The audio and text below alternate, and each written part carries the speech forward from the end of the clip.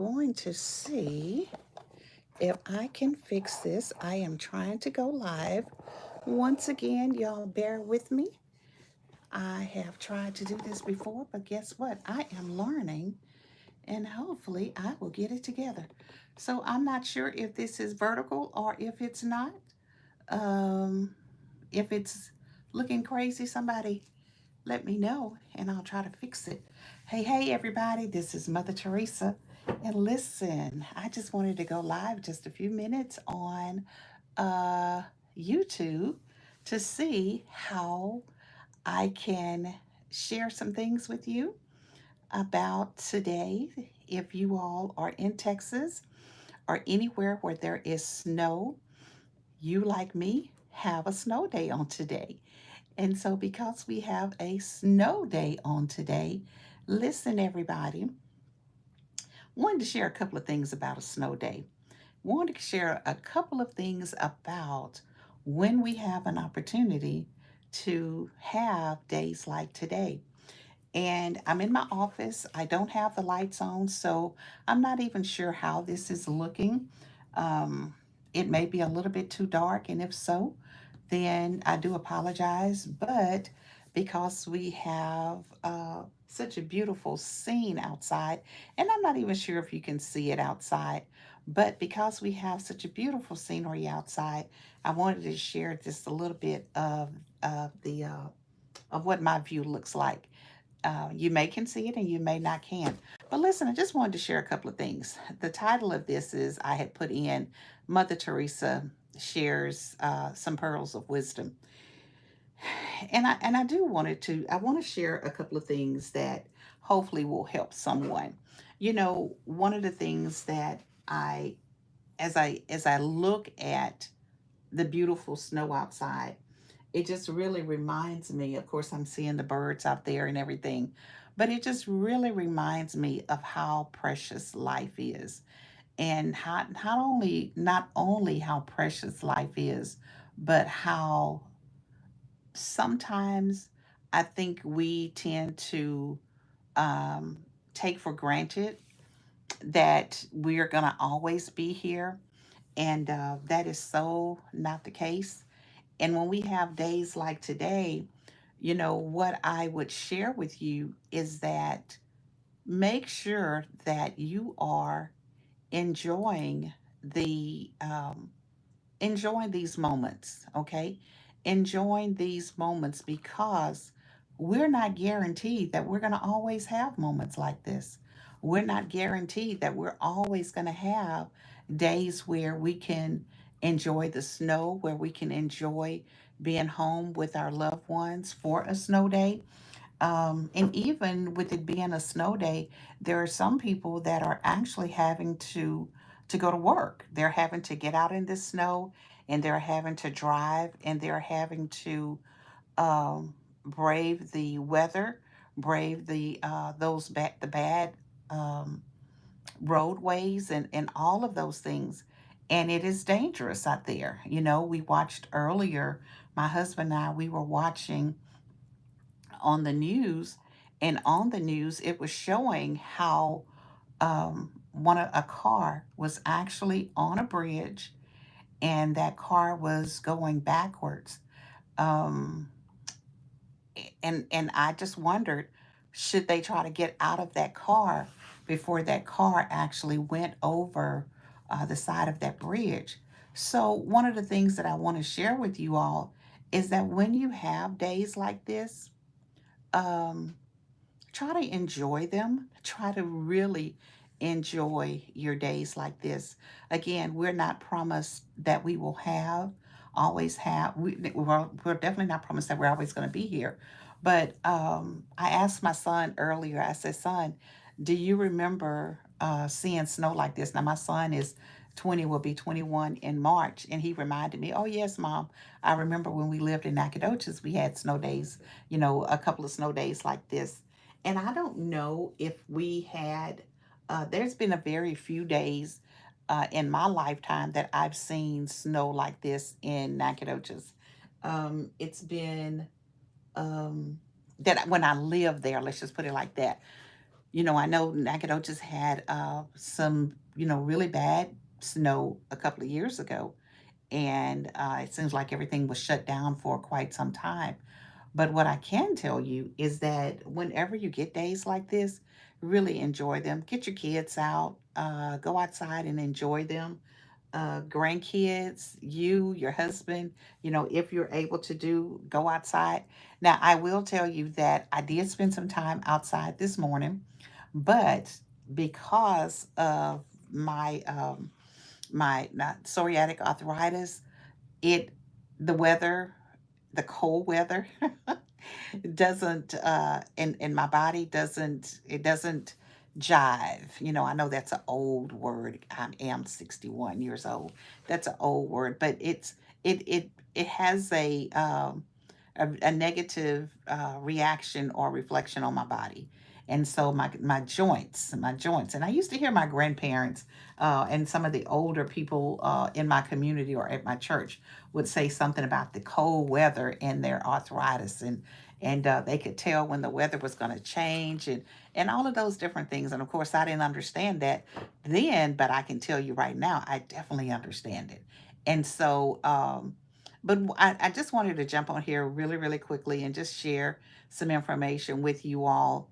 And for the pearls of wisdom that I have is that thank you all for whoever is on here with me. And I hope that the orientation is correct. I did a whole live stream video on YouTube, and it was sideways. If it's sideways again, hey, we're just going to go with it. But anyway, the pearls of wisdom that I wanted to share with you all is just to live life to the fullest, because we are not guaranteed to be here. And sometimes we are here, but we may not be able to enjoy some of the things like a snow day. Again, like I said, because of my health and because of my a medical condition right now, I can't necessarily get out there and get in the snow the way that I would have maybe 5 or 6 years ago. 5 or 6 years ago, I would have been outside in that snow, playing and everything. And so, but now I just have to, I did get out for a little bit, but I didn't go past my porch. I just kind of stayed, close by on my porch. And so it makes a difference. It definitely makes a difference. And so, and not only that, but just to enjoy life in general. I often talk about on my YouTube channel about the different things that the life experiences that I've had, and the excuse me, the life experiences that I've had, gives me uh, all of the good things that I'm able to talk about. I know I brought some water in here, but I don't see I don't know what I did with it. It gives me lots of stories to share. And the lots of stories that I can share and talk to people about are the things that have happened in my life that have given me the experiences as I stated before, but it also kind of gives me it helps me to be able to move in a certain direction or to uh, respond in a certain manner. I shared with you all that I was a teenage mom, and as a teenage mom, I learned a lot of different skills and a lot of different things about who I was as an individual at a early age because I had to take care of my daughter. Not only I had to take care of my daughter, but because it was a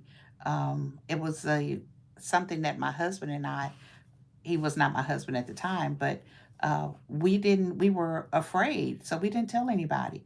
And I saw something. I'm gonna go down a rabbit hole. I'm known for going down rabbit holes.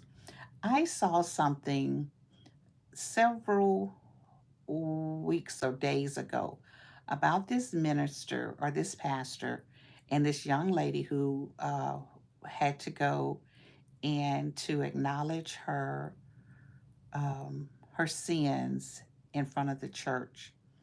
And I will say this: I come from a very strict Church of God in Christ background. That is my background. That is my the denomination that I am a part of. And I've always said that in some Um, in some church affiliations, the ladies or the girls are scrutinized more than the guys. Now, let me just tell you, as an adult, it was very hard to watch that video because I've been in the same place as that young lady. I was a teenager. My husband and I, we were teenagers when I became pregnant. But it wasn't just my burden to bear, it was also his. And my thoughts were, where was the young man? Why wasn't he standing up with the young lady when she had to go before the church? And so many times, that's what happens, is that the female is held accountable. She's held responsible. But the young man, there may or may not be. I'm not going to say it's never, but a lot of times, what I have experienced is that it is the sole burden falls upon that young lady. And so she is the one who has to uh, is, I would say, shamed um, before the church. Now I know that, and I may get a lot of flack about this, but I'm just only speaking what what's on my heart. Is that if you're going to do that, if that's going to be a part of what you do, if that young man is a part of that congregation, then he should be right up there with that young lady as well. It should not just be her and her alone. And let me just tell you, I thank God for my pastor, Elder Henderson, that I had during, it's people outside walking. But the guy seemed like he was just right up on my window, and I know it should not be somebody right there on my window. Elder Amos Henderson Jr., God rest his soul. When I had my daughter, of course, I was not a member of that church. I was a member of another church, but I soon came to Davis Memorial. And let me just tell you, at the age of 18, when I started going to that church, they did not um, make me feel like I was a bad person. They did not ostracize me. They did not um, exile me. They did not make me, stand before the church and say anything. Of course, my husband, who was not my husband at the time, he was a member of that church. And I don't think they did it to him either. So I will say that even though our denomination is really strict about that, it may be different now than it was back then, but I can tell you that in the past, I do know that there have been some churches who would sit you down, and what sit you down means that they would, you if you were a participating member of any of the auxiliaries like the choir or anything like that, you could not sing in the choir. You would have to sit out, and you would have to, you know, confess before the church, go before the church. And again, like I said, I don't think I've ever witnessed that. I don't think I've ever witnessed that. But I'm not saying it didn't happen, or it did not happen back then. I just never witnessed it, and I wasn't forced to do that, thank God. But going back to being a single mom, um, with that young lady, you know, I really felt so very sorry for her, because being a single mom, that's a lot of responsibility. I was a single mom, I was a teenager, I was still in high school, I was a good student, and so one of the things is that I did not want my grades to suffer. I did not want to stay out of school. I had my daughter in August 13th, which she calls a national holiday. And whenever school started, I was right back at school. I did not miss any time out of school at all, which is unbelievable when I think about it right now, because I probably only had about maybe 2 weeks. If she was born on August 13th, we probably went back to school at the end of August or after Labor Day. So maybe 3 weeks that I was at home, and then it was back at school. Like I said, I did not miss any time from school. And my mom was just like, that's thank God for my mom, because she had that tough love where it's like, this is your child, this is your responsibility, and you're going to be responsible for her. We're going to help you as much as we possibly can, but the sole responsibility for your daughter is yours. And so, well, in her household, it was mine. And so, and let me just tell you, I did what I needed to do to graduate on time from high school. Yes, I may have missed a lot of days, probably for, when my daughter was sick, but I thank God that we had great, reliable babysitters. She did not go to a daycare per se, not at initially. We had some great people who took care of my daughter, and that made it really easy for me to go to school and not have to worry about her.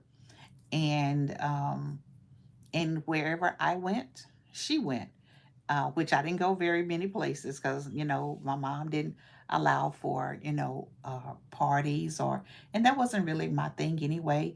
It's not like I wanted to go any place like that.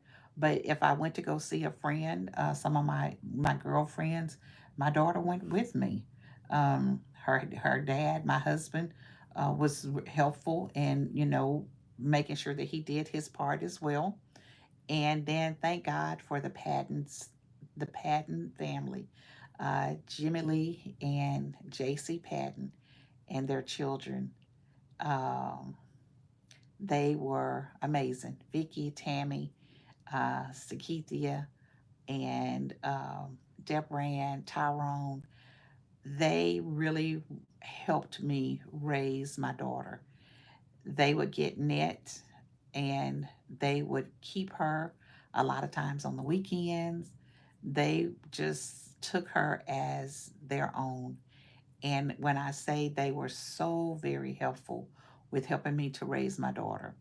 And they became like her family. Well, they were, we considered them as our family. We were not blood related, but they were so very helpful during the early years of my daughter's life. And so I'm so very thankful for them. They would purchase her, clothes and different things that she needed. They would always, have time for her. They would take her after church. Just whenever she wanted to come, they always had time for her. And not only did they play a very important role in my daughter's life, but Joanne Deckard, which is, and Miranda, we call her Randy, they took a lot of time up with my daughter and making sure that she need whatever the things that she needed, they were right there. So I'm grateful for the people in my life who helped me during that period of time, because as I stated, being a teenage mom and being young and scared and didn't know a whole lot of things to do or not to do, I was just like, I needed the help. And so when I thank God for them, and I thank God for my husband and his family, because they were right there. Joanne was my husband's family, a part of my husband's family, but they stepped in and they helped, and we were able to raise our daughter. Like I said, I didn't miss any time from school. After I graduated from high school, went right into Stephen F. Austin State University. My husband went away to Dallas for school there, and we made it work. Was it easy? Absolutely not. Absolutely not. It wasn't the easiest thing to do, but we did it. And see, and that is the great thing about, the pearls of wisdom, is that I can tell you about what it's like being a teenage mom. And I can tell you about the trials and the experiences, but I can also tell you about the triumphs of the things and how God just worked that thing out. My husband and I, we married at the age of 20. We started dating at the age of 14, had our daughter I think when we were 17, I always get that mixed up, 16 or 17, and we were married by the age of 20. We have been married for 40 years. And I thank God for how God just worked that thing out. I said that I'm going to talk a little bit about, a lot of the different things that I typically share on YouTube, but I don't really have a whole lot of time. And so I just wanted to share a little bit about that. Now, I don't know how I got to this story starting from a snow day. I don't know. I really don't know. But anyway, um, have more stories like this, more stories to share about, just being a teenage mom and how that worked out. And and the one thing I will tell you is that, like I said, because we were fearful, because we were afraid, there was no prenatal care for my daughter. No one even knew that I was pregnant, because we held it as a secret, my husband and I, and because we were just like, what are people going to think about us? What are people going to say? Because back then, I shared this before. Back then, people used to say, um, they didn't want their children, their daughters, to play with girls who had gotten pregnant out of wedlock. Even though I came from a nice, decent family, um, uh, was a smart girl, um, but still I got pregnant. I was raised in the projects. I could have been a statistic, you all. I could have been a statistic. My daughter could have been a statistic. But God said, not so. He said, I'm going to take what was meant for bad and I'm going to turn it around and I'm going to bless you. I'm going to bless you. Not only am I going to bless you, but I'm going to bless you so much that people find it hard to believe that this is where you started versus where you are now. And I'm not saying that, oh, um, I am at the top of the mountain, by no means. But I'm gonna tell you, when I say God has blessed my family and has blessed us tremendously, He's done just that. And in spite of maybe all of the mistakes that maybe I made, in spite of all of the things that could have stopped me, could have done, could have been a stumbling block. I think those things, I know those things were only building blocks. They were only building blocks. They were only a detour to where God has wanted me to be and wanted us to be as a family. So I'm thankful. I am thankful. So, however, that rabbit hole that I went down, however, went down that rabbit hole, it was a good one, because let me just tell you, God is good and God is faithful. And if we just trust Him for everything, He he is true to His word. He will bless you. He will do things that will just blow your mind. But you got to be willing to trust Him. You got to be willing to give it all over to Him and let Him take the reins and let Him lead you, and you be willing to follow. Listen, everybody, you all enjoy the rest of your day. I'm not sure when you'll see this, but I have a Facebook Live that I do on Tuesday nights at 7 o'clock. I may try to do it as a YouTube Live. Again, I'm not even sure how this thing is even working. I can't tell if there's anybody watching or not. I don't know. But let me just tell you, it has been good being able to share a little bit of my story, of my experiences, of my testimony. And so, whenever you're watching this, I hope that it blesses you. Y'all enjoy the rest of your day. Bye bye, everybody.